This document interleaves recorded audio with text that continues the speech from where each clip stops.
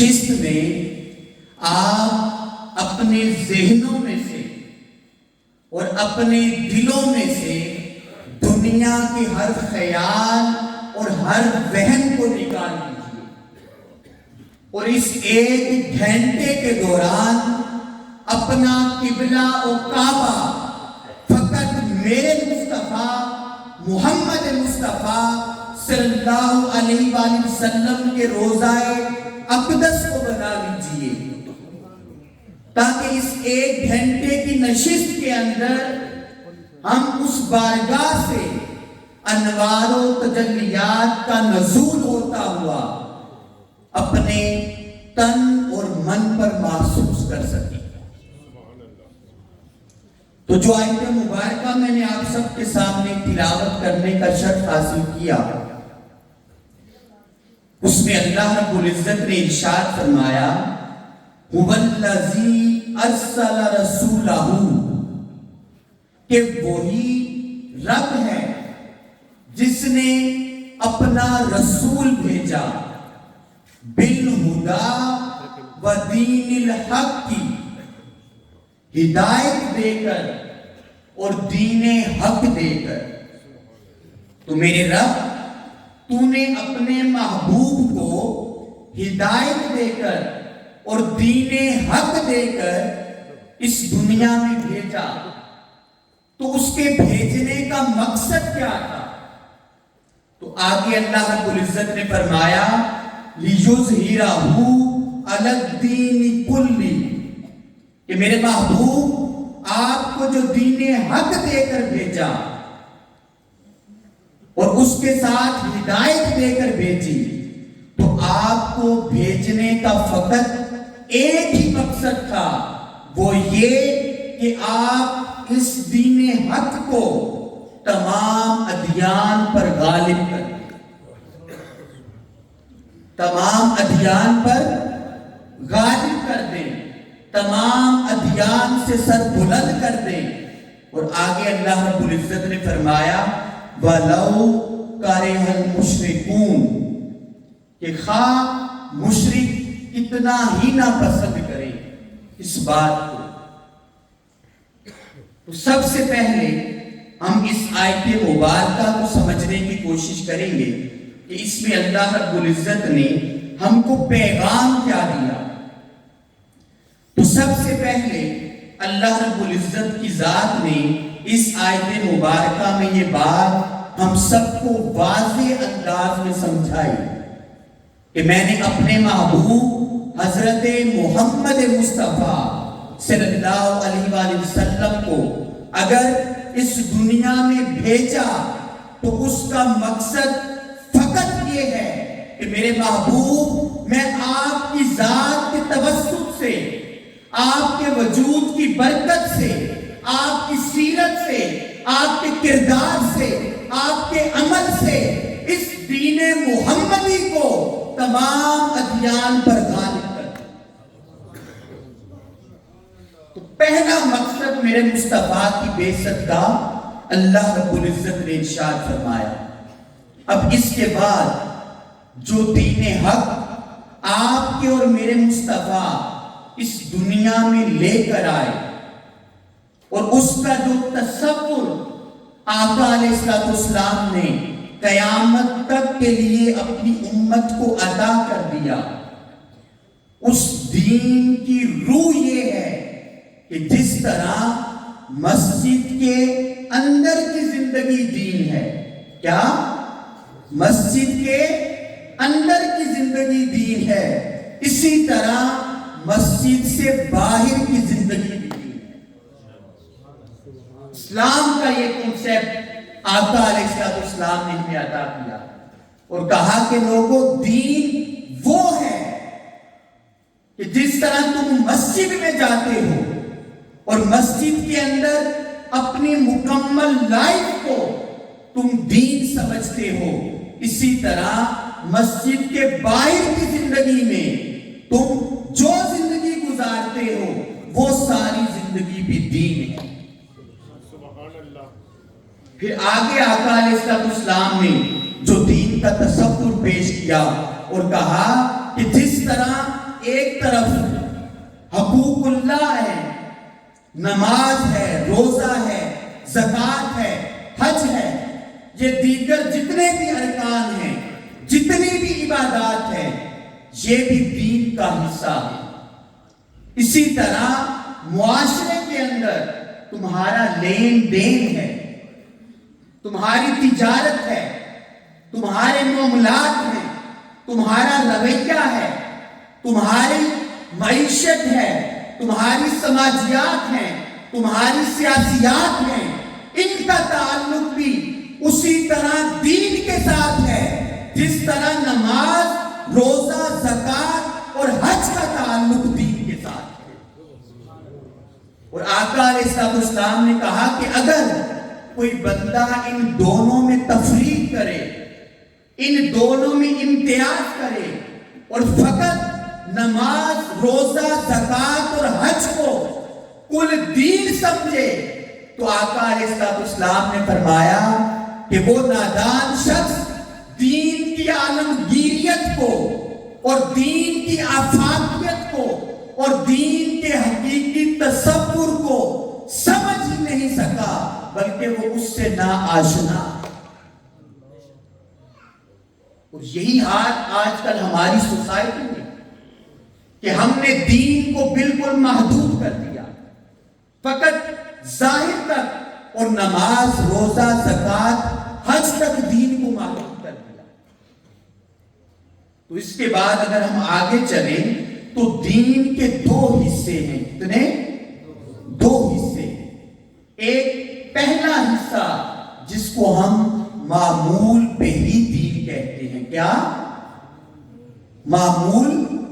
بہ دین۔ اور دوسرا حصہ جس کو ہم معیاری دین کہتے ہیں۔ اور آپ کو شامل اس لیے کر رہا ہوں کہ تاکہ یہ چیزیں آپ کو یاد ہو جائے جب یہاں سے آپ جائیں۔ تو پہلے حصے کا نام معمول بہ دین ہے اور دوسرے حصے کا نام معیاری دین ہے۔ تو معمول بہ دین سے مراد کیا ہے؟ معمول بہ دین سے مراد وہ دین جس کے اندر حقوق اللہ اور حقوق العباد آ جاتے ہیں۔ معمول بہ دین کے اندر انسان حقوق اللہ بھی ادا کرتا ہے، نماز، روزہ، زکوٰۃ، حج اور دیگر جملہ عبادات۔ اور حقوق العباد کے اندر انسان جس سوسائٹی اور معاشرے میں ایگزسٹ کرتا ہے، جس معاشرے میں رہتا ہے، اس کے اندر اس کو پتا ہونا چاہیے کہ میرے والدین کے حقوق کیا ہیں، میرے بہن بھائیوں کے حقوق کیا ہیں، میرے ہمسایوں کے حقوق کیا ہیں، میرے رشتہ داروں کے حقوق کیا ہیں، اقلیتوں کے حقوق کیا ہیں۔ تو لہذا معمول بہ دین سے مراد حقوق اللہ اور حقوق العباد۔ پھر جو دوسرا حصہ ہے دین کا جس کو ہم معیاری دین کہتے ہیں، اس معیاری دین سے مراد کیا ہے کہ اللہ رب العزت نے قرآن مجید کی اس آیت مبارکہ میں فرمایا کہ میرے محبوب لِيُظْهِرَهُ عَلَى الدِّينِ كُلِّهِ، کہ تجھے بھیجنے کا ایک بنیادی مقصد یہ بھی ہے کہ میرے محبوب تو اس دین اسلام کو دیگر تمام ادیان پر غالب کر دے، تو اس دین کو سربلندی عطا کر دے، اور تجھے جو دین اسلام کی صورت میں ایک مکمل اور کمپلیٹ کوڈ آف لائف عطا کیا ہے، ایک مکمل ضابطہ حیات عطا کیا ہے، میرے محبوب تو اس دین کو اور اس نظام کو دیگر تمام نظاموں پر غالب کر۔ تو اس سے پتا چلا کہ آقا علیہ السلام کو اللہ رب العزت نے جب اس دنیا میں بھیجا تو اس کا پیچھے ایک بنیادی مقصد یہ تھا کہ میرے محبوب اس دین حق کو اور اس دین اسلام کو تو بقیہ تمام نظاموں پر غالب کر دے۔ تو اس سے پتا چلا کہ دین اسلام کو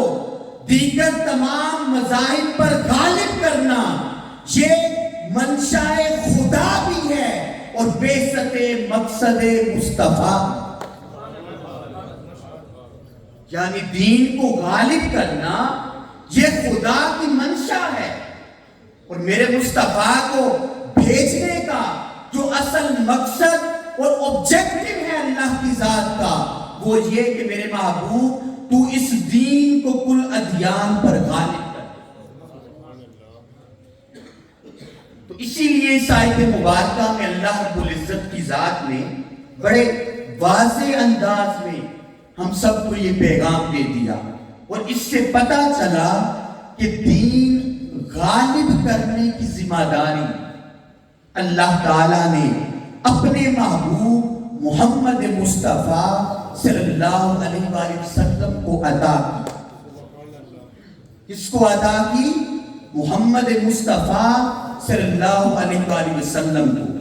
کہ میرے محبوب آپ اس دین کو تمام ادیان پر غالب کر. تو پھر جب آقا علیہ السلام اس دنیا میں تشریف لائے اور آپ نے لوگوں کو دین کی دعوت دی، خدا کی وحدانیت کی، خدا کی توحید کی، خدا کے ایک ہونے کی، اور پھر ساتھ یہ بھی بتایا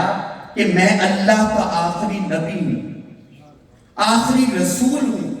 اور جو دین لے کر آیا ہوں لوگوں، یہ دین اللہ کی اتنی بڑی نعمت ہے کہ اگر تم اس پر عمل پیرا ہو جاؤ گے تو تم دنیا میں بھی کامیاب ہو جاؤ گے، آخرت میں بھی کامیاب ہو جاؤ گے. تو پھر جب صحابہ کو اور ارد گرد علاقوں میں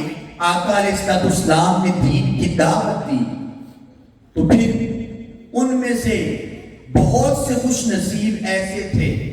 جنہوں نے آقا علیہ السلام کی اس دعوت کو قبول کیا، اس دعوت پر لبیک کہا، اور انہوں نے لا الہ الا اللہ محمد الرسول اللہ پڑھ کے خدا اور مصطفیٰ سے یہ حلف اور وعدہ کر لیا کہ اے ہمارے رب، جس دین کو غالب کرنے کے لیے تو نے اپنے محبوب محمد مصطفیٰ کو بھیجا ہے، ہم کلمہ پڑھ کے اس محمد مصطفیٰ کے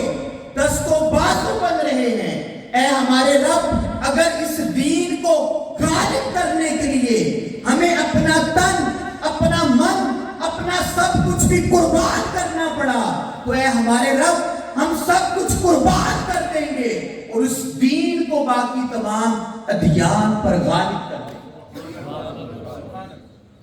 تو اس میں اگر آپ مثالیں لیں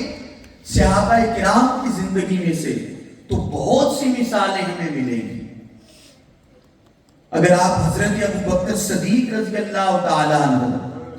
حضرت عثمان غنی رضی اللہ تعالیٰ عنہ، عمر فاروق رضی اللہ تعالیٰ عنہ اور علی شیر خدا رضی اللہ تعالیٰ عنہ، اگر ان کی سیرت کا مطالعہ کریں تو پتہ چلے گا کہ دین کو غالب کرنے کے لیے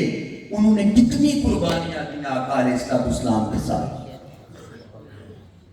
تو اس سے پتہ چلا کہ جو صحابہ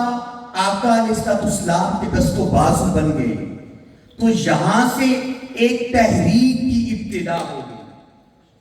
ایک مشن کی ابتدا ہو گئی. اس تحریک کو، اس مشن کو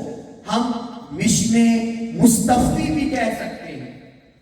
غلبہ دین حق کی تحریک بھی کہہ سکتے ہیں، کیونکہ اللہ نے قرآن کے اندر فرمایا کہ میرے محبوب تجھے اس دنیا میں بھیجا اس لیے ہے کہ لِيُظْهِرَهُ عَلَى الدِّينِ كُلِّهِ، کہ تو اس دین کو، دین حق کو تمام ادیان پر غالب کر. اب اس کے بعد اگر ایک سٹیپ آگے چلیں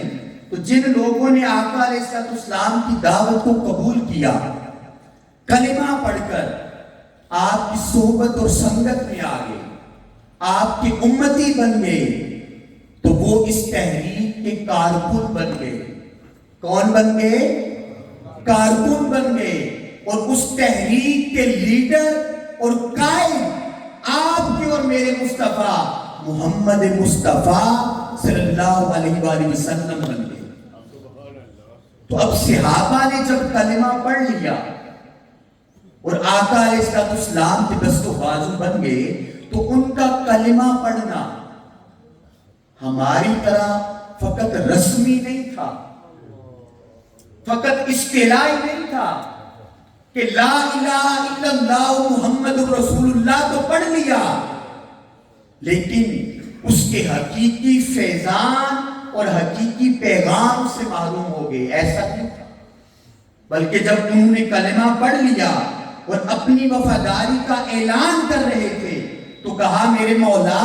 جس دین کو غالب کرنے کے لیے تو نے اپنے محبوب محمد مصطفیٰ کو بھیجا ہے، اس دین کو غالب کرنے کے لیے اگر ہمیں اپنا سب کچھ بھی قربان کرنا پڑا تو اے ہمارے رب، ہم سب کچھ قربان کر دیں گے، لیکن پیچھے نہیں ہٹیں گے، اس سے دریغ نہیں کریں گے۔ تو یہی دین کا وہ رخ ہے جس کو معیاری دین کہا جاتا ہے، جس کو معیاری دین کہا جاتا ہے۔ تو معیاری دین سے مراد کہ دین کو فقط رسمن اپنی زندگی پر امپلیمنٹ نہ کرنا، کہ بلکہ بندے کا تن اور من، ظاہر اور باطن میرے مصطفیٰ اور خدا کی صحبت، سنگت اور قرب میں اس قدر فنا ہو جائے کہ بندہ چلتا پھرتا میرے مصطفیٰ کے دین کا پیغام پوری دنیا میں عام کرتا چلا جائے، اس کو کہنا نہ پڑے کہ میں مصطفیٰ کا دیوانہ ہوں، اس کو کہنا نہ پڑے کہ میں مصطفیٰ کا امتی ہوں، بلکہ اس کا کردار، اس کا عمل، اس کی فکر، اس کا رویہ، اس کے معاملات، اس کا اٹھنا بیٹھنا گواہی دے کہ یہ مصطفیٰ کا دیوانہ جا رہا ہے، یہ مصطفیٰ کا چاہنے والا جا رہا ہے۔ تو اس کو معیاری دین کہا جاتا ہے۔ کیا؟ معیاری دین۔ اب ہمارے ساتھ پرابلم یہ ہوئی، اور اللہ کا کرم بھی ہے ایک لحاظ سے، کہ ہم بائی برتھ آقا علیہ السلام کی امت میں تشریف لے آئے، ہمیں ایمان کی دولت وراثت میں مل گئی، ہمیں دین کو پڑھنا نہیں پڑا، دین کو سٹڈی نہیں کرنا پڑا، دیگر مذاہب کے ساتھ کمپیریزن نہیں کرنا پڑا، حق ڈھونڈنے اور تلاش کرنے کے لیے ہمیں انڈیویجول سٹرگل نہیں کرنی پڑی، بلکہ والدین کی نسبت سے بائی برتھ اللہ رب العزت نے ہمیں ایمان کی دولت عطا فرما دی، اور جب یہ دولت ہمیں مل گئی تو ہم نے اپنی زندگی میں کبھی فرصت اور ٹائم نکال کر یہ سوچنا گوارا نہیں کیا کہ جس دین کے ہم نام لیوا، جس ایمان کا ہم دعویٰ کرتے ہیں، اس ایمان کی حقیقت کیا ہے، کبھی ہم نے سوچنا گوارا نہیں کیا۔ تو ایمان کی حقیقت کیا ہے؟ وہ یہ کہ بندے، جب تو کلمہ پڑھ کر مصطفیٰ کی امت میں شامل ہو جاتا ہے تو پھر تو خدا سے یہ وعدہ کر لیتا ہے کہ میرے مولا، اگر میری زندگی میں دین میں کبھی مشکل وقت آیا، کبھی کڑا وقت آیا، دین کی قدریں مٹنے لگی، تو میرے مولا، میں کلمہ پڑھ کے تجھ سے وعدہ کرتا ہوں کہ اس دین کی سربلندی کے لیے، اس دین کو غالب کرنے کے لیے میں اپنا تن، من، دھن، سب کچھ میرے مولا تیری بارگاہ میں قربان کرتا ہوں۔ تو دین کے اس معیاری تصور کو اللہ رب العزت نے اتنی زیادہ اہمیت دی کہ کوئی بھی بندہ دین کو غالب کرنے کے لیے اگر سٹرگل کرتا ہے، ایفرٹ کرتا ہے، کوشش کرتا ہے دین کی اقامت کے لیے، دین کی سربلندی کے لیے، تو اللہ رب العزت نے اس کو ایمان کا حصہ قرار دیا۔ کس کا؟ ایمان کا۔ اب قرآن کے اندر کم و بیش اللہ رب العزت نے 72 مقامات پر یہ فرمایا کہ اِلَّا الَّذِينَ آمَنُوا وَعَامِلُوا الصَّالِحَاتِ، کہ اگر یہ دو صفات بندے میں آ جائیں کہ وہ صاحب ایمان بھی بن جائے اور عمل صالح بھی شروع کر دے، تو اللہ کی ذات کہتی ہے کہ وہ بندہ خسارے میں نہیں ہے۔ سورہ عصر میں فرمایا نا کہ والعصر ان الانسان لفی خسر، کہ بے شک انسان خسارے میں ہے، نقصان میں ہے، کہ وہ اپنی زندگی گوا رہا ہے۔ آگے فرمایا الا الذین آمنوا وعملوا الصالحات، لیکن وہ بندہ خسارے میں نہیں، وہ نقصان میں نہیں، وہ گھاٹے میں نہیں، جو ایمان بھی لے آیا اور عمل صالح بھی جس نے کرنا شروع کر۔ تو اب یہاں پر جو بات بتانا آپ کو مقصود ہے وہ یہ کہ اللہ کی ذات نے دین کو غالب کرنے کے لیے اس جد و جہد کو، اس اسٹرگل کو، اس ایفرٹ کو عمل صالح میں شامل نہیں کیا، ایمان میں شامل کیا۔ کس میں؟ ایمان میں۔ تو آپ نماز پڑھتے ہیں، روزہ رکھتے ہیں، زکوٰۃ دیتے ہیں، صدقہ و خیرات کرتے ہیں، یا کوئی بھی اچھا عمل کرتے ہیں، وہ سب اعمال صالح ہیں۔ لیکن کوئی بندہ دین کے لیے اسٹرگل کرتا ہے، ایفرٹ کرتا ہے، لوگوں کو بلاتا ہے، پیغام دیتا ہے دین کو زندہ کرنے کے لیے، تو اس سارے عمل کو اللہ تعالیٰ نے ایمان کا حصہ بنایا۔ اس کا؟ ایمان کا۔ قرآن کے اندر اللہ رب العزت نے فرمایا انما المؤمنون الذین، اب جو صاحب ایمان ہیں ان کی نشانیاں اللہ نے بیان کی اور فرمایا انما المؤمنون الذین آمنوا باللہ ورسولہ ثم لم یرتابوا وجاہدوا باموالہم وانفسہم فی سبیل اللہ اولئک هم الصادقون۔ اب قرآن کے اندر ہی وہ واحد آیت مبارکہ ہے جس کے ابتدا میں بھی اللہ رب العزت نے حسر کا کلمہ استعمال کیا اور جس کے آخر میں بھی حسر کا کلمہ استعمال کیا اور فرمایا انما المؤمنون الذین، ایمان والے تو صرف وہ لوگ ہیں، ایمان والے تو صرف وہ لوگ ہیں، کون؟ آمنوا باللہ ورسولہ، جو اللہ اور اس کے رسول پر ایمان لاتے۔ پھر فرمایا فقط ایمان نہیں لاتے، ثم لم یرتابوا، اور پھر وہ ایمان لانے کے بعد شک میں بھی نہیں پڑتے۔ ان کی زندگی میں مشکلات آ جائیں، مصائب آ جائیں، مسائل آ جائیں، بیماری آ جائے اور کسی قسم کی بھی مشکلات آ جائیں، وہ گھبراتے نہیں ہیں، تذبذب کا شکار نہیں ہوتے، شک میں نہیں پڑتے، بلکہ وہ استقامت کا پہاڑ بن کر خدا اور مصطفیٰ پر اپنا ایمان مزید کامل کر لیتے۔ پھر دوسری نشانی اللہ رب العزت نے فرمائی وَجَاهَدُوا بِأَمْوَالِهِمْ وَأَنفُسِهِمْ فِي سَبِيلِ اللَّهِ، پھر وہ اپنی جان سے اور اپنے مال سے اسٹرگل کرتے ہیں، ایفرٹ کرتے ہیں دین کو زندہ کرنے کے لیے، اللہ کے راستے میں، دین کو غالب کرنے کے لیے اللہ کے راستے میں۔ اور پھر آگے فرمایا اولئک هم الصادقون، یہی وہ لوگ ہیں جو اپنے دعوی ایمان میں سچے۔ اب اس آیت مبارکہ میں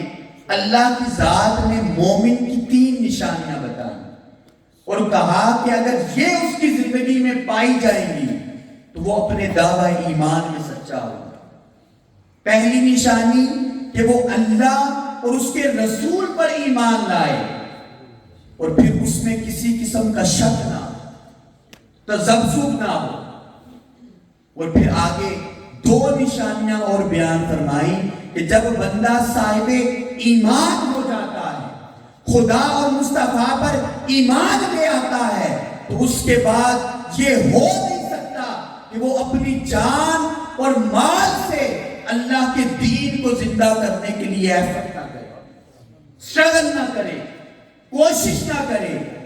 اللہ نے کہا کہ وہ اپنے مال اور جان کے ذریعے دین کو غالب کرنے کے لیے اپنی اسٹرگل اور ایفرٹ کرتا۔ اور فرمایا اولئک هم الصادقون، یہی وہ لوگ ہیں جو اپنے دعوی ایمان میں سچے۔ اب آپ کہیں کہ قمر بھائی مال اور جان کے ذریعے ایفٹ کیسے ہوتی ہے؟ میں صرف ایک دو مثالیں دے کر آگے چلوں گا کہ معیاری دین فقط نماز، روزہ، تسبیح یہاں تک محدود نہیں ہے۔ معیاری دین سے مراد ایک ایسا سسٹم ہے، ایک ایسا نظام ہے جو باطل اور طاغوتی طاقتوں کو چیلنج کرتا ہے اور دین کو اور توحید کو اس پر غالب کرتا ہے۔ اگر میرے مصطفیٰ معیاری دین لے کر نہ آتے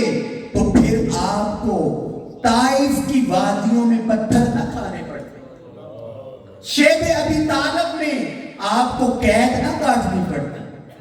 میرے مصطفیٰ پر طرح طرح کے تانے نہ کسے جاتے۔ لیکن میرے مصطفیٰ معیاری دین لے کر آئے اور ایسا نظام لے کر آئے جس کو وہ تمام ادیان پر غالب کرنا چاہتے تھے۔ اس لیے اگر آپ کی سیرت کو دیکھا جائے تو آپ کی سیرت کے اندر بہت سی مشکلات اور مسائل آپ نے فیس کیے دین کا پیغام لوگوں تک پہنچانے کے۔ اور آپ کہیں کہ مال کے ذریعے دین کو کیسے زندہ کیا جاتا ہے، صرف ایک مثال کہ حضرت ابو بکر صدیق رضی اللہ تعالیٰ عنہ جب مصطفیٰ نے کہا تو انہوں نے اپنا سب کچھ دین کی سربلندی کے لیے مصطفیٰ کے قدموں میں نچھاور کر دیا۔ اور مصطفیٰ نے کہا کہ ابو بکر صدیق تو سب کچھ یہاں پر لے آیا، اپنے لیے کیا چھوڑ کے آیا؟ تو ابو بکر صدیق رضی اللہ تعالیٰ عنہ انہوں نے کہا کہ یا رسول اللہ، میرے لیے خدا اور اس کا رسول ہی کافی۔ یہ ہوتی ہے مال کے ذریعے دین کو زندہ کرنے کی اسٹرگل۔ تو آپ کہیں کہ انفسہم، جان کے ذریعے کس طرح؟ تو میں کہوں گا آئیں ذرا علی شیر خدا کے بچوں کو دیکھیں، وہ امام حسن اور امام حسین اور کل خانوادہ مصطفیٰ جب 8 ذی الحج کو سارے لوگ حج کرنے جا رہے تھے تو کیونکہ دین کو زندہ کرنے کے لیے اسٹرگل، ایفرٹ کرنا یہ ایمان کا حصہ ہے، تو آپ نے حج جیسی عبادت کو چھوڑ کر مکہ سے کربلا کی طرف چل پڑے، اپنا سب کچھ قربان کر دیا، اور یہاں تک کہ آپ نے بتا دیا کہ لوگوں اگر تمہارا سر تن سے جدا بھی ہو جائے تو اپنے مصطفیٰ سے دین کی وفاداری، محبت، تعلق اور نسبت اس قدر قائم کر لینا کہ اگر تن جسم سے جدا بھی ہو جائے، نیزے کی نوک پر بھی چڑھ جائے، تو تمہارا تن قرآن کی تلاوت کر کے باطل قوتوں کو بتا دے کہ تم ہمیں شہید تو کر سکتے ہو لیکن دین غالب کرنے سے ہمیں نہیں ہو سکتا۔ یہ تصور حضرت علی شیر خدا اور آپ کے کل خانوادے نے ہمیں دیا کہ ہم کس طرح مال کے ذریعے اور جان کے ذریعے دین کی خدمت کر سکتے ہیں۔ اب اس کے بعد جو بندہ دین کی خدمت کرتا ہے اور دین کے لیے ایفرٹ کرتا ہے، اس تصور کو مزید واضح کرنے کے لیے اگلی آیت میں اللہ رب العزت نے فرمایا ان اللہ اشترى من المؤمنین انفسهم واموالهم بان لهم الجنہ، کہ بے شک اللہ کی ذات مومنین کی جانوں کو اور ان کے مال کو خرید لیتی ہے، بِأَنَّ لَهُمُ الْجَنَّةِ، جنت کے عز، یعنی جو بندہ دین کا کام کرتا ہے، ایفرٹ کرتا ہے، اسٹرگل کرتا ہے،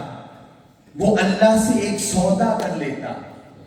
خریدار خود خدا بن جاتا ہے اور کہتا ہے بندے تو نے کلمہ پڑھ کر جو میرے ساتھ سودا کر لیا، میرے مصطفیٰ کی امت میں آ گیا، اب اس سودے کا نام ایمان ہے، اب تو اس دین کی سربلندی بلندی کے لیے اپنا مال اپنی جان اس دین کے لیے وقف کر دے گا اور اللہ اس کے بدلے تجھے جنت عطا کر دے گا۔ تو یہ قرآن کے اندر اللہ کی ذات فرما رہی ہے کہ اللہ تعالیٰ پھر یہ سودا ہر کسی سے کرتا بھی نہیں ہے۔ فرمایا میں کرتا کس سے ہوں؟ من المؤمنین، فقط اہل ایمان سے۔ اور میرے رب ایمان کیا ہے؟ ایمان مصطفیٰ کی نسبت کا نام، مصطفیٰ کے عشق کا نام ہے، مصطفیٰ کے ادب کا نام ہے، مصطفیٰ کی تعظیم کا نام ہے۔ خدا کہتا ہے بندے تو نے ایمان کامل کر لیا، تو نے اپنا تن من اپنا ظاہر باطن میرے مصطفیٰ کی نسبت میں فنا کر دیا، اب آ تجھے تیرا خدا خرید لیتا ہے اور تجھے جنت کی بشارت عطا کرتا ہے۔ پھر آگے چل کے اللہ رب العزت کی ذات نے فرمایا کہ جب یہ سودا ہو جاتا ہے اور خدا بندے کو خرید لیتا ہے تو پھر فرمایا یقاتلون فی سبیل اللہ فیقتلون ویقتلون، کہ پھر وہ آخری سٹیپ یہاں تک کہ جس بندے کو میں خرید لیتا ہوں اگر اس کے لیے اس کو اپنا سب کچھ یہاں تک کہ جان بھی قربان کرنی پڑے وہ اللہ کے راستے میں قربان کر دیتا، اس سے بھی دریغ نہیں کرتا۔ پھر اللہ نے فرمایا وعدن علیہ حقا فی التوراۃ والانجیل والقرآن، اللہ نے اپنے ذمہ کرم پر پختہ وعدہ کر لیا قرآن کے اندر، تورات کے اندر، زبور کے اندر، انجیل کے اندر، اور پھر فرمایا وَمَنْ أَوْفَى بِعَهْدِهِ مِنَ اللَّهِ، پھر اللہ سے بڑھ کر وعدہ پورا کرنے والا کون ہے؟ بندے تجھے اب بھی شک ہے؟ خدا کہہ رہا ہے کہ تو آ تو صحیح میرے پاس، میں تجھے جنت کی بشارت دیتا ہوں۔ تو اللہ سے بڑھ کر وعدہ پورا کرنے والا کون ہے؟ پھر اللہ نے کہا فَاسْتَبْشِرُوا بِبَيْعِكُمُ الَّذِي بَایَعْتُمْ بِهِ، کہ جنہوں نے اللہ سے یہ سودا کر لیا تو اللہ نے کہا کہ اس سودے پر خوشیاں مناؤ جس کے عوض تم نے اپنا مال اور جان اللہ کے سپرد کر دیا، اور فرمایا وَذَالِكَ هُوَ الْفَوْزُ الْعَظِيمُ، اور یہ بڑی زبردست کامیابی ہے، اس سے بڑی کامیابی کوئی نہیں کہ بندہ خدا سے یہ سودا کر لے اور اپنا مال اور جان اللہ کے دین کے لیے وقف کر دے۔ پھر آگے چلیے اللہ رب العزت نے فقط بات یہاں پر ختم نہیں کی، پھر اللہ رب العزت نے فرمایا کہ جو بھی بندہ دین کو غالب کرنے کے لیے سٹرگل کرتا ہے، ایفرٹ کرتا ہے، محنت کرتا ہے، اپنے کردار کے ذریعے، اپنے مال کے ذریعے، اپنی جان کے ذریعے، اپنی فکر کے ذریعے، اپنے عمل کے ذریعے، اپنے علم کے ذریعے، تو اللہ نے کہا کہ اس سے مراد یہ ہے کہ وہ میرے محبوب محمد مصطفیٰ کی مدد کرتا ہے۔ اتنا عظیم کام ہے دین کا اور خدمت دین کا۔ اللہ رب العزت نے آگے فرمایا فَالَّذِينَ آمَنُوا بِهِ وَعَزَّرُوهُ وَنَصَرُوهُ وَاتَّبَعُوا النُّورَ الَّذِي أُنزِلَ مَعَهُ أُولَٰئِكَ هُمُ الْمُفْلِحُونَ، پس جو لوگ میرے برگزیدہ رسول محمد مصطفیٰ پر ایمان لے کر آئے، پہلی شرط میرے مصطفیٰ پر ایمان لے کر آئے، اور خدا نے کہا میں تو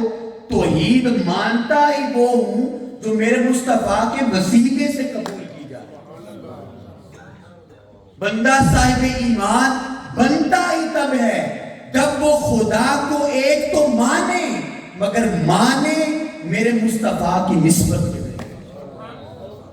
میرے مصطفیٰ کے وسیلہ کے ذریعے۔ اور قرآن میں خدا نے فرمایا قُلْ هُوَ اللَّهُ أَحَدٌ، میرے محبوب آپ ان کو بتا دیں کہ وہ اللہ ایک ہے۔ تو خدا کہتا ہے میں تو خالق ہوں، میں تو مالک ہوں، میں چاہتا تو خود بھی بتا سکتا تھا، لیکن میں کل کائنات کا خالق ہو کر، مالک ہو کر، اپنے مصطفیٰ کے واسطہ کے بغیر، اپنے مصطفیٰ کے وسیلہ کے بغیر بندے تجھ تک اپنی توحید نہیں پہنچاتا۔ اپنا دین نہیں پہنچاتا، تجھ تک اپنا قرآن نہیں پہنچاتا، تجھ تک اپنی کل شریعت نہیں پہنچاتا، نادان میں تو خالق ہوں، واسطوں وسیلوں کا محتاج نہیں ہوں، لیکن بتانا یہ چاہتا ہوں کہ جب میں خالق ہو کر، خدا ہو کر، واسطہ مصطفیٰ کے بغیر تم سے کلام نہیں کرتا تو ارے نادان، تم ادنا سی مخلوق ہو کر میرے مصطفیٰ کے واسطہ کے بغیر، میرے مصطفیٰ کے وسیلہ کے بغیر، میرے مصطفیٰ کی نسبت کے بغیر خدا تک کیسے پہنچ سکتے ہو؟ مجھ تک پہنچنا ہے تو پہلے میرے مصطفیٰ تک پہنچو۔ یہ خدا نے فرمایا فَالَّذِينَ آمَنُوا بِهِ، کہ پہلے میرے مصطفیٰ پر ایمان لاؤ، پھر فرمایا وَعَزَّرُوهُ، پھر میرے مصطفیٰ سے ادب والا تعلق قائم کرو، میرے مصطفیٰ سے محبت والا تعلق قائم کرو۔ یہ نہیں کہ نادان تو 4 کتابیں پڑھ لے تو مصطفیٰ کے علم کو تولنا شروع کر دے، تو 4 کتابیں پڑھ لے تو مصطفیٰ کی شریعت کو تولنا شروع کر دے، نہیں، فرمایا وَعَزَّرُوهُ، بندے تو جو کچھ مرضی پڑھ، لیکن پہلے ایمان کامل تب ہوگا جب اپنے تن اور من کو میرے مصطفیٰ کے ادب، محبت، عشق اور جان پلائے گا اور اپنا سر میرے مصطفیٰ کے بارگاہ میں جھکا دے گا، تب تیرا ایمان کامل ہوگا۔ وَعَزَّرُوهُ، پھر فرمایا وَنَصَرُوهُ، اور پھر دین کے معاملے میں میرے مصطفیٰ کی مدد کرو۔ اب یہاں پر آقا علیہ السلام کی مدد سے مراد معاذ اللہ یہ تو ہو نہیں سکتا کہ آپ کا گھر چلانے کے لیے ہم نے کوئی خرچہ دینا ہے، کوئی پیسہ دینا ہے، نہیں۔ کیوں؟ کیونکہ وہ مصطفیٰ وہ ذات ہے جس کے توسط سے کل کائنات کو خیرات ملتی ہے، جس کے واسطے سے کل کائنات کی نعمتیں اللہ کی ذات اس مخلوق کو عطا کرتی ہے۔ اور اللہ رب العزت نے فرمایا آقا علیہ السلام نے احادیث مبارکہ کے اندر وَإِنَّمَا أَنَا قَاسِمٌ وَاللَّهُ يُؤْتِي، کہ بے شک اللہ مجھے عطا کرتا ہے اور میں سب کچھ آگے اللہ کی مخلوق میں تقسیم کرتا ہوں۔ پھر قرآن میں اللہ نے فرمایا وَأَمَّا السَّائِلَ فَلَا تَنْهَرْ، کہ بندے ایک بارگاہ ایسی ہے، ایک گھر ایسا ہے، ایک دروازہ ایسا ہے، ایک چوکھٹ ایسی ہے کہ اگر اس دروازے پر کل کائنات بھی سوالی بن کے، منگتا بن کے چلی جائے تو میرا مصطفیٰ کسی منگتے کو خالی ہاتھ نہ، تو کل کائنات کے اندر وہ گھر، وہ در، وہ چوکھٹ آپ کے اور میرے مصطفیٰ صلی اللہ علیہ وآلہ وسلم کی ہے، اور کسی کی نہیں۔ تو وَنَصَرُوهُ سے مراد دین کی خدمت ہے، دین کو زندہ کرنا، غالب کرنا، اس ایفرٹ کے اندر شامل ہو جانا، اس سے مراد مصطفیٰ کی مدد و نصرت۔ کیونکہ آقا علیہ السلام جب تشریف لائے تو آپ آخری نبی اور رسول ہیں، اب قیامت تک آپ کے بعد نہ کوئی نبی آئے گا نہ رسول آئے گا، تو قیامت تک اس دین کو زندہ کرنے کی ذمہ داری یہ آقا علیہ السلام کی ہے۔ اور آج بھی میرے مصطفیٰ گنبد خضرا سے یہ مشاہدہ فرماتے ہیں براہ راست کہ کون میرا امتی ہے جو دین کی سربلندی کے لیے، دین کو غالب کرنے کے لیے اور دین کو تمام نظاموں پر غالب کرنے کے لیے اپنا تن، اپنا من، اپنا دھن سب کچھ قربان کر کے اس کے لیے اسٹرگل کر رہا ہے۔ پھر اس کے بعد ایک سٹیپ آگے چلیں تو آپ دیکھیں اللہ کی ذات جو ہے اس کا دین ہمارا محتاج نہیں ہے، ہم دین کے محتاج ہیں۔ اس خدا کی تو یہ شان ہے کہ اگر وہ کام لینے پہ آئے تو ابابیلوں سے بھی کام لے لیتا۔ اس کی شان یہ ہے کہ وہ کن فیکون فرمائے تو جو چاہے وہ ہو جاتا ہے۔ کہ اللہ کی ذات اس دین کی خدمت کے اندر اندر اپنے مصطفیٰ کی امتیوں کو یہ نعمت اور برکت سے نوازنا چاہ رہی ہے. اور پھر اگلی آیت میں اللہ رب العزت نے فرمایا کہ دین کی خدمت کرنا یہ فقط مصطفیٰ کی مدد و نصرت نہیں بلکہ خدا کی بھی مدد و نصرت ہے. اللہ نے فرمایا یا ایھا الذین آمنوا ان تنصروا اللہ ینصرکم، کہ ایمان والو اگر تم اللہ کے دین کی مدد کرو گے تو وہ تمہاری مدد فرمائے. اب اللہ نے واضح انداز میں فرما دیا اور کہا کہ بندے اگر تو یہ چاہتا ہے کہ خدا تیری مدد کرے، تیری نصرت کرے، تجھ پر اپنی رحمت کے، اپنے کرم کے، اپنے فضل کے، اپنی بخشش کے دروازے کھول دے، تو اس کا ایک ہی طریقہ ہے کہ تو خدا اور مصطفیٰ کے دین کے ساتھ جڑ جا اور دین کو غالب کرنے کے لیے سٹرگل کر، ایفرٹ کر، کوشش کر، تو اللہ کی ذات تیری بھی مدد و نصرت کرنا شروع کر. اللہ نے یہ رسول بھی دے دیا. اب یہ الگ بات ہے کہ ہم نے دین فقط مسجد تک محدود کر دیا، نماز، روزہ، زکوٰۃ، حج تک محدود کر دیا، اس سے آگے ہم نہیں چل پا رہے. لیکن خدا نے کہا میرے محبوب میں نے تو ایسا دین عطا کیا ہے اور اتنا آئیڈیل قسم کا ہے کہ اگر کوئی بندہ اس پر عمل شروع کر دے تو وہ اس دنیا میں بھی سرخرو ہوگا، اس دنیا میں بھی سرخرو ہوگا، وہ ناکام ہو ہی نہیں سکتا. تو پھر ہماری ناکامی کے پیچھے کیا وجہ ہے، کیا ریزن ہے؟ کہ ہم ہیں تو آقا علیہ السلام کے امتی، مصطفیٰ کے چاہنے والے، ان کا نعرہ لگانے والے، ان کی نسبت والے، ان سے عشق، محبت، ادب اور دعویٰ کرنے والے. لیکن اس کے باوجود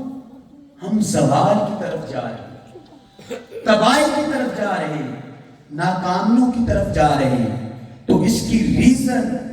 اور وجہ صرف یہ ہے کہ اگر ہم اپنی زندگیوں کا مطالعہ کریں، پرسنلی اپنی زندگیوں کو سٹڈی کریں، تو ہماری زندگی کے اندر اور ہماری زندگی کی ترجیحات کے اندر دین شامل ہی نہیں. اگر ہے بھی تو رسماً کبھی نماز پڑھ لی، کبھی جمعہ پڑھ لیا، کبھی عید پڑھ لی، کبھی دل چاہا تو قرآن پڑھ لیا. اس سے آگے ہمارا دین کے ساتھ کوئی تعلق نہیں ہے. اور اگر آپ تھوڑا سا آگے چلے جائیں تو آپ یقین جانیں، اب میں نے کم و بیش 4 یونیورسٹیز کے اندر تعلیم حاصل کی، تو میں ایسی یونیورسٹیز کو بھی جانتا ہوں کہ آپ بیچلر اور ماسٹر لیول کے اسٹوڈنٹس، ان سے اگر آپ دوسرا کلمہ سنیں تو انہیں دوسرا کلمہ بھی نہیں آتا. انہیں قرآن سمجھنا تو دور کی بات، قرآن پڑھنا نہیں آتا. تو پھر ہم کہیں کہ ہمارے زوال کی وجہ کیا ہے؟ وجہ صرف یہ ہے کہ پہلی بات کہ ہم نے دین کے حقیقی تصور کو سمجھا نہیں.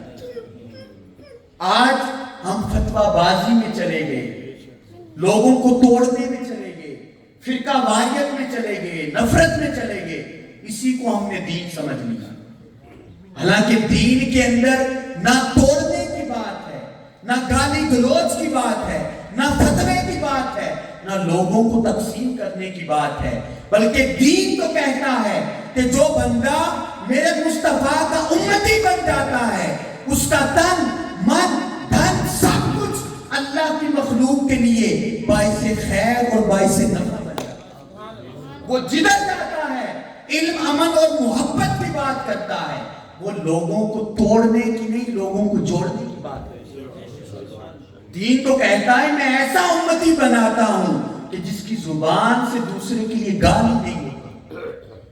جس کے عمل سے دوسروں کے دل نہیں توڑے جاتے بلکہ دل جوڑے جاتے. تو اب ہمارے ساتھ پرابلم یہ ہے کہ ہم نے ایک تو دین کے کلی تصور کو سمجھا نہیں، ہم لمیٹڈ ہو گئے، اور دوسرا ہماری زندگی کی ترجیحات کے اندر دین شامل نہیں رہا. تو پھر جو ہمارا رویہ ہے اس کے بارے میں اللہ نے قرآن پاک میں کیا فرمایا؟ فرمایا قُلْ إِنْ كَانَ آبَاؤُكُمْ وَأَبْنَاؤُكُمْ وَإِخْوَانُكُمْ وازواجکم وعشیرتکم واموال اقترفتموها وتجارت تخشون کسادها ومساکن ترضونها احب الیکم من اللہ ورسولہ وجہاد فی سبیلہ فتربصوا حتی یأتی اللہ بامرہ۔ اب اللہ نے واضح انداز میں ہمیں بتا دیا کہ اے میرے نبی آپ فرما دیں کہ اگر تمہارے باپ دادا، تمہارے بیٹے بیٹیاں، تمہارے بھائی بہنیں، بیویاں، رشتہ دار اور تمہارے مال جن کو تم نے بڑی محنت سے کمایا اور تمہاری تجارت، بزنس جس کے خسارے سے تم ڈرتے ہو اور تمہارے مکان جن کو دیکھ دیکھ کے تم خوش ہوتے ہو، اللہ تعالیٰ نے فرمایا کہ اگر تمہارے نزدیک اللہ اور اس کے رسول اور اس کی راہ کے اندر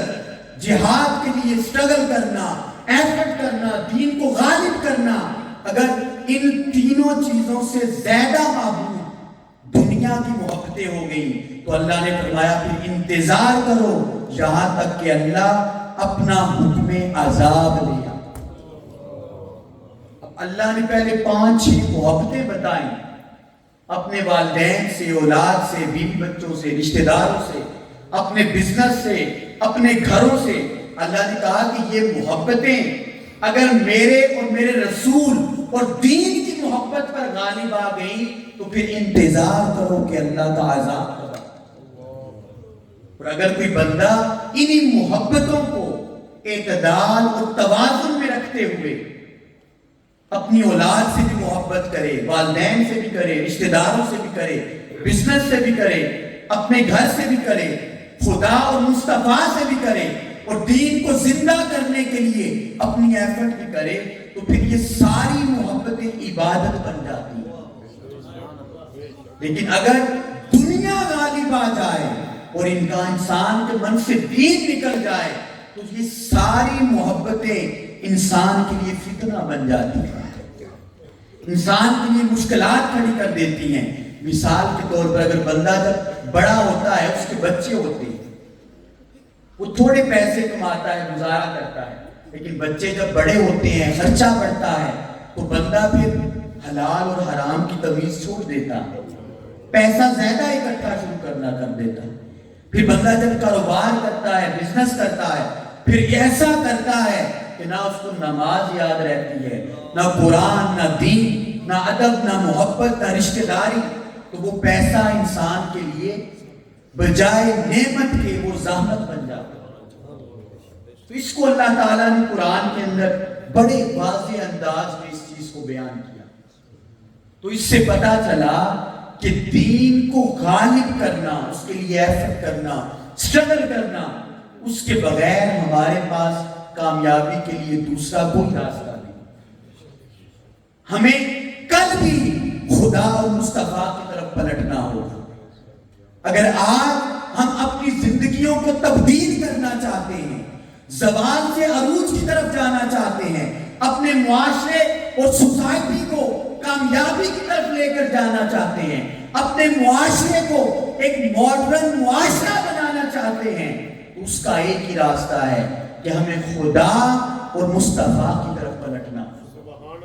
خدا اور مصطفیٰ کے دین کی طرف پلٹنا ہوگا۔ تو آپ کہیں کہ قمر بھائی ہم کیسے پلٹیں؟ کوشش کرتے ہیں، مصروفیات اتنی ہیں، معاملات اتنے ہیں، ایشوز اتنے ہیں کہ دنیا داری ہمیں اس طرف جانے نہیں دے۔ تو میں صرف ایک واقعہ یہاں پر سناؤں گا،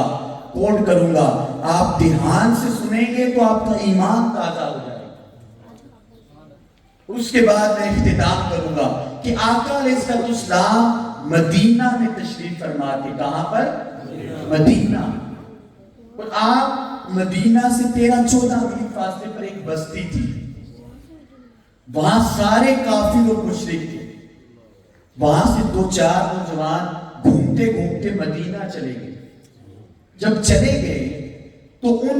کی نگاہ آپ کے اور میرے مصطفیٰ کے بددعا مکھڑے پر پڑی۔ تو انہوں نے کہا کہ ہم نے تو ان محمد کے بارے میں صلی اللہ علیہ وسلم یہ سنا تھا کہ یہ ایسے ہیں، یہ ویسے ہیں، لیکن آج جب دیکھا تو ان جیسا تو خوبصورت چہرہ ہماری نگاہوں نے آج تک نہیں دیکھا۔ جب وہ دیکھتے گئے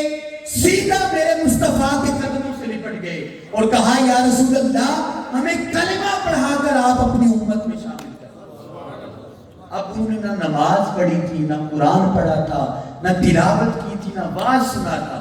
فقط مصطفیٰ کا بددعا مجھے دیکھا۔ جب یہ کیفیت بنی واپس پلٹے، جب رات کو گھر میں کزن دوست وغیرہ اکٹھے ہوئے تو انہوں نے کہا کہ یار ہم تمہیں ایک بات بتاتے ہیں، آگے آپ نے کسی کو نہیں بتانی۔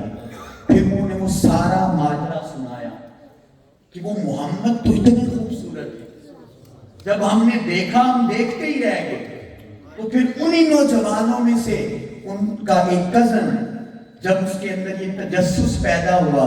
کہ مصطفیٰ اتنے خوبصورت ہیں، اس نے کہا کہ میں نے صبح ہی مدینے جانا ہے اور مصطفیٰ کا بددعا ہوتا دیکھا۔ وہ صبح صبح چل پڑتا ہے، دوپہر کو پہنچتا ہے، آقا علیہ السلام کی زیارت کرتا ہے، اور جب آپ کے اور میرے مصطفیٰ کا بددعا مکھڑا دیکھتا ہے تو کہتا ہے یا رسول اللہ جو کچھ مجھے میرے کزن بتا رہے تھے وہ تو کچھ بھی نہیں، اللہ کی عزت کی قسم آپ سے زیادہ حسین، آپ سے زیادہ خوبصورت اس دنیا کے اندر خدا نے کوئی پیدا نہیں۔ وہ قدموں سے لپٹا اور کہا یا رسول اللہ مجھے بھی اپنی امت میں شامل کر دیں۔ آقا علیہ السلام نے کلمہ پڑھایا اور اس نوجوان کا نام رکھا عبداللہ۔ کیا؟ عبداللہ۔ جب وہ واپس گیا تو فیملی ساری کافر تھی، مشرک تھی، تو کوئی نہ کوئی آقا علیہ السلام کا نام لے کر طرح طرح کی باتیں کرتے تھے اس گاؤں کے اندر۔ تو اس نوجوان کو کیونکہ محبت تھی آقا علیہ السلام سے، تو جب بھی وہ محمد صلی اللہ علیہ وسلم کا نام سنتا تو وہ یکدم سارا وجود کور کر کے اس کی توجہ اس کی طرف چلی جاتی جو محمد کا نام ہے۔ ایک فطرتی عمل ہے، جب بندے کو کسی سے محبت ہوتی ہے نا، پیار ہوتا ہے، تو اس کا کوئی بندہ نام لے تو وہ بندہ بھی انسان کو اچھا لگتا ہے، یار یہ اس کا نام لے رہا ہے جس سے مجھے محبت ہے۔ جب وہ نوجوان سنتا تو اس کے چچا نے نوٹ کیا اور کہا کہ میں جب بھی دیکھتا ہوں کہ محمد صلی اللہ علیہ وسلم کا یہ نام سنتا ہے تو یہ سہم جاتا ہے۔ وہ اس کو شام کو بلاتا ہے اپنے پاس اور کہتا ہے کہ اے بھتیجے بتا کیا تو کہیں مصطفیٰ کا کلمہ پڑھ کر ان کی امت میں تو نہیں داخل ہو گیا؟ تو اس نے کہا چچا جان بالکل، میں کلمہ پڑھ کے مصطفیٰ کی امت میں شامل ہوں۔ تو انہوں نے کہا بیٹا تیرے پاس دو راستے ہیں، ایک یہ کہ تو پلٹ آ اپنے مذہب کی طرف، دوبارہ تو کافر اور مشرک بن جا، اور دوسرا راستہ یہ ہے کہ یہ گھر اور یہ بستی چھوڑ کے تو مدینہ چلا۔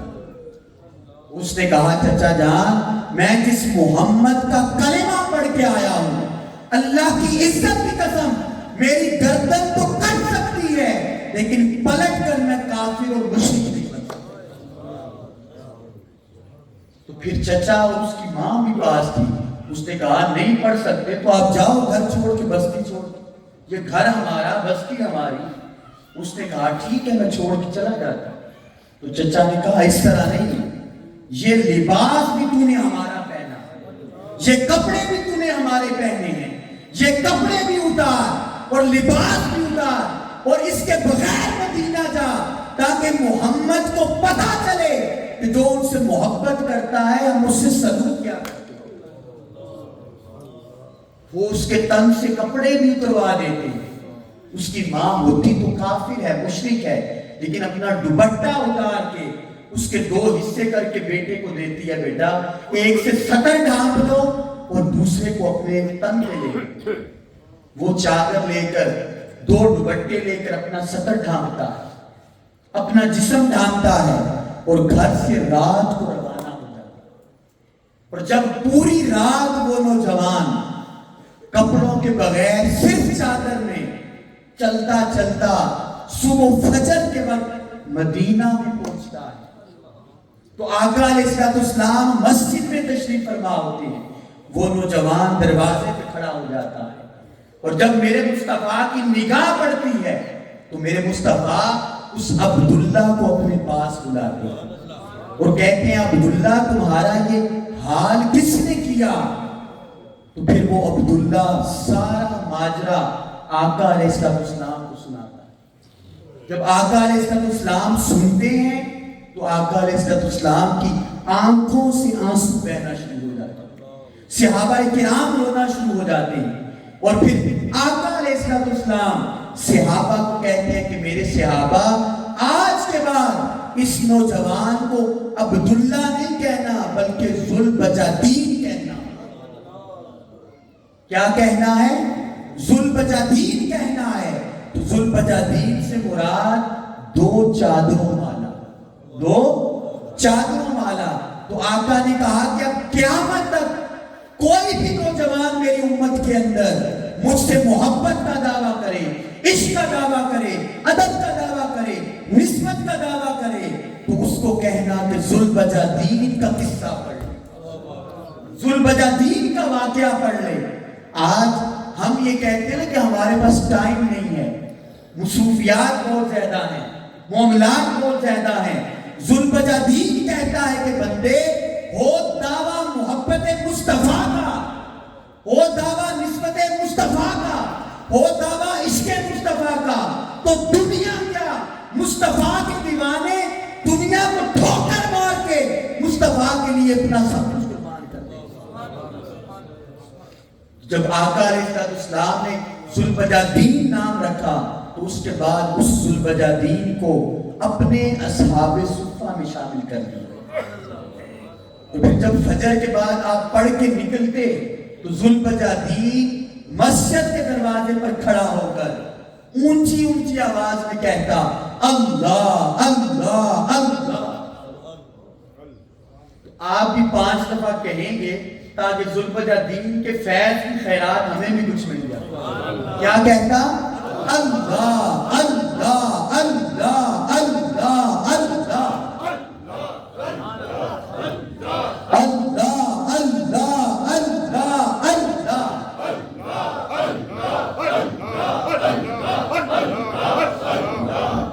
جب ایک روز عمر فاروق رضی اللہ تعالیٰ عنہ وہاں سے گزر رہے تھے تو آپ ذوالبجادین کو ناراض ہوئے اور کہا ذوالبجادین صبح صبح اونچی آواز میں اللہ اللہ نہ کہا کرو, لوگ تنگ ہوتے. وہ ذوالبجادین جو مصطفیٰ کی محبت میں سب کچھ قربان کر کے آ گیا, آگے سے کچھ نہیں کہا, مصطفیٰ کی بارگاہ میں چلا گیا. جب گیا تو جا کر رونا شروع کر دیا اور ساری بات مصطفیٰ کو بتائی. تو آقا علیہ السلام نے کہا کہ بلاؤ عمر فاروق کو. عمر فاروق آئے اور کہا ہے عمر فاروق آئندہ کے بعد ذوالبجادین کو بلند آواز میں اللہ اللہ کہنے سے مت روکنا. یہ ذوالبجادین اپنا سب کچھ قربان کر کے مصطفیٰ کی محبت میں مدینہ آ گیا, اور جب اس کے من کے اندر مصطفیٰ اور خدا کی محبت کے بھانگڑ بجتے ہیں, عشق اپنی آگ لگاتا ہے, تو یہ ذوالبجادین بلند آواز میں اللہ اللہ کہہ کے خدا اور مصطفیٰ سے اپنی محبت کا اظہار. تو عمر فاروق نے کہا کہ یا رسول اللہ میں آئندہ نہیں کہوں گا. واپس پلٹ گئے.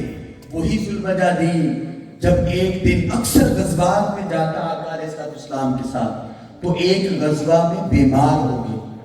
اتنے بیمار ہوئے کہ بے ہوش ہونا شروع ہو گئے. تو صحابہ نے آقا علیہ السلام کو بلوایا.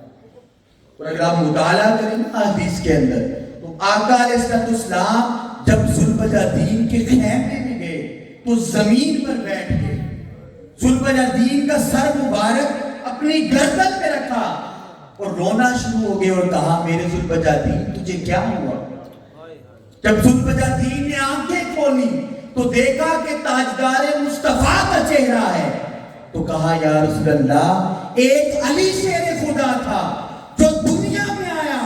تب تک آنکھیں نہیں کھول رہا تھا جب تک اسے مصطفیٰ کا چہرہ دکھائی۔ یا رسول اللہ آج میرا سر آپ کی گردن میں، تو میں نے جتنی قربانیاں دی آج اس کی قیمت آپ نے ادا کر دی۔ اور اسی دوران ذوالبجادین کی روح قبضے مصری سے پرواز کر آقا علیہ السلام رونا شروع ہو گئے اور صحابہ سے کہا کہ اے صحابہ یہ وہ ذوالبجادین ہے جو میری محبت میں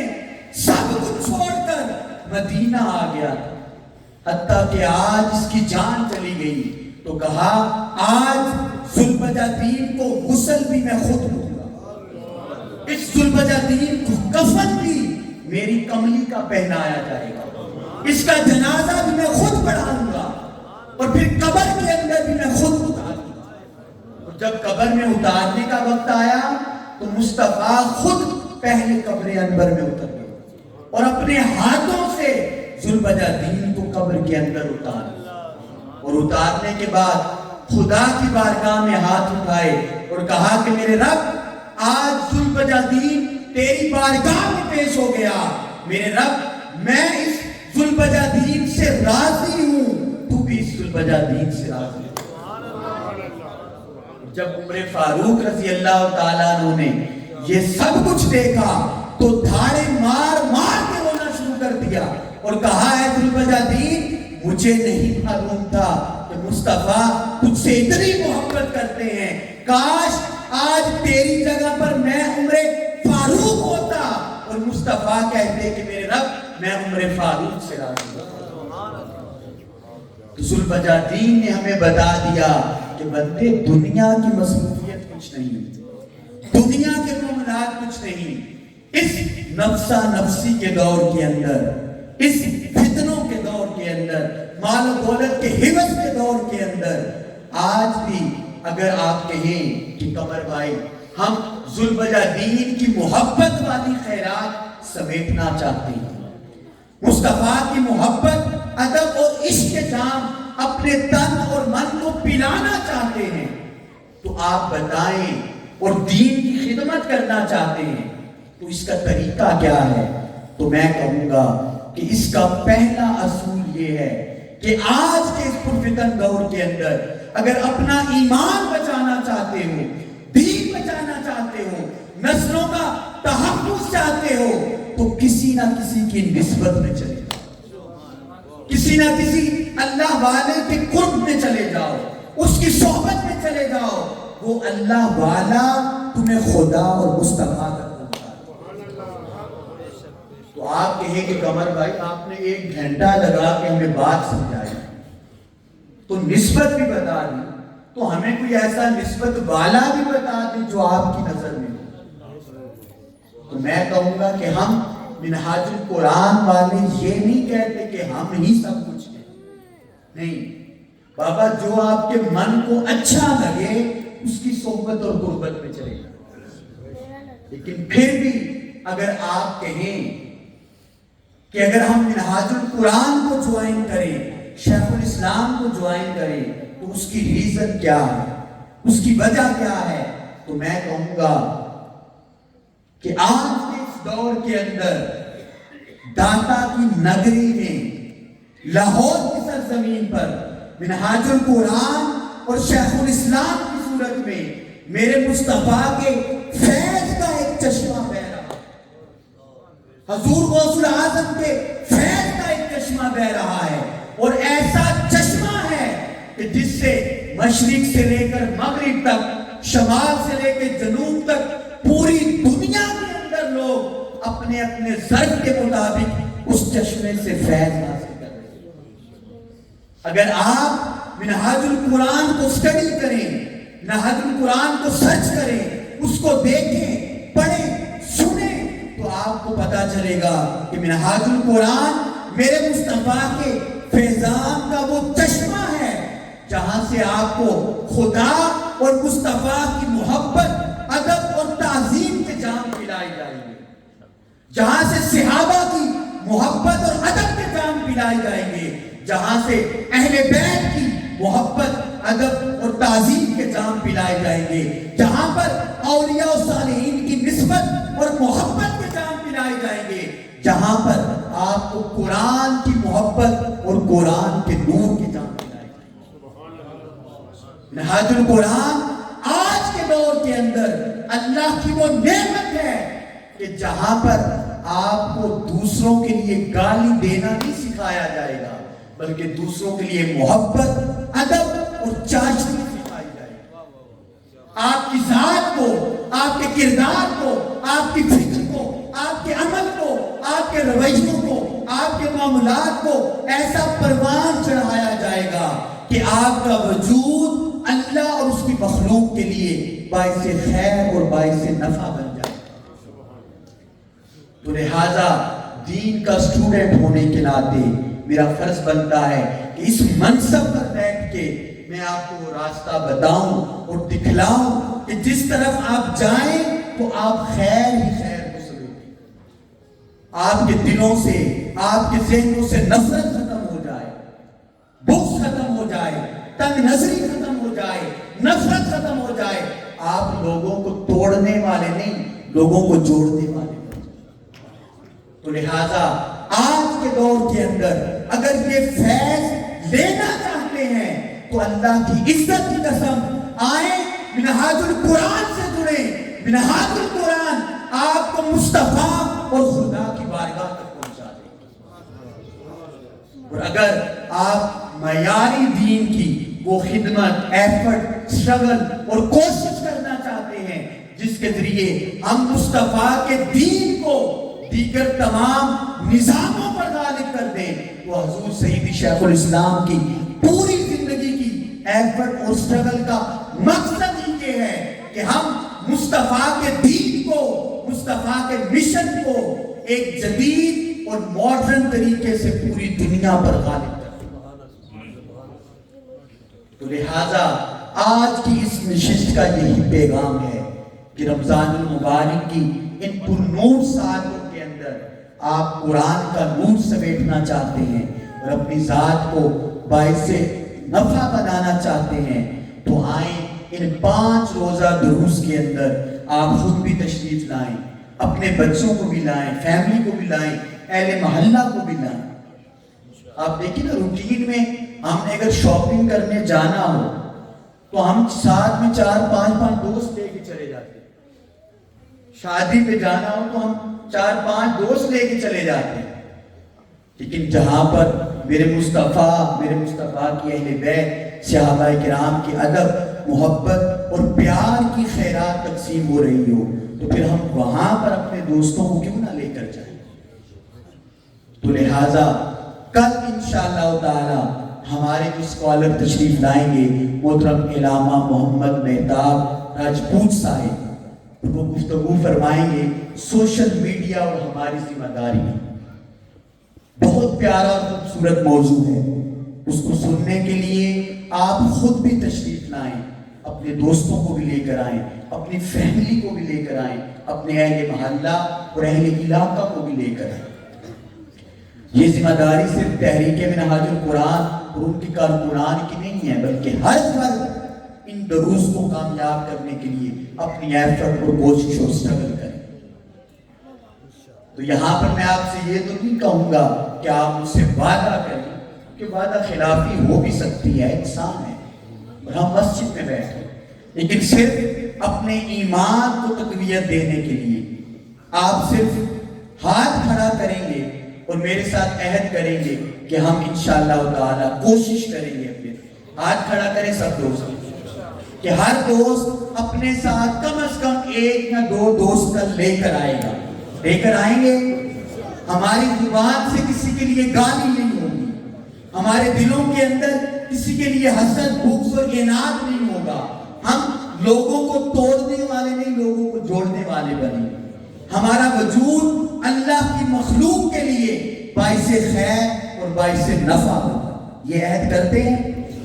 انشاءاللہ تعالی۔ اللہ تعالی آپ کے جذبوں کو سلامت رکھے اور ہمارا آنا اپنی بارگاہ اقدس میں قبول و منظور فرمائے۔ اور اپنے محبین متوسلین اور کامل لوگوں کی صحبت اور سنگت عطا فرمائے، اور آخر میں جن لوگوں نے سٹرگل کی، ایفرٹ کی ان دروس کو کامیاب کرنے کے لیے، بالخصوص تحریک منہاج القرآن حویلی لکھا کی جملہ قیادت، MSN، ویمن لیگ اور دیگر یوتھ لیگ، علماء کونسل، سب کے لیے ہم دعا گو ہیں کہ اللہ رب العزت ان کی ان کاوشوں کو قبول فرمائے۔ وما علینا الا البلاغ المبین۔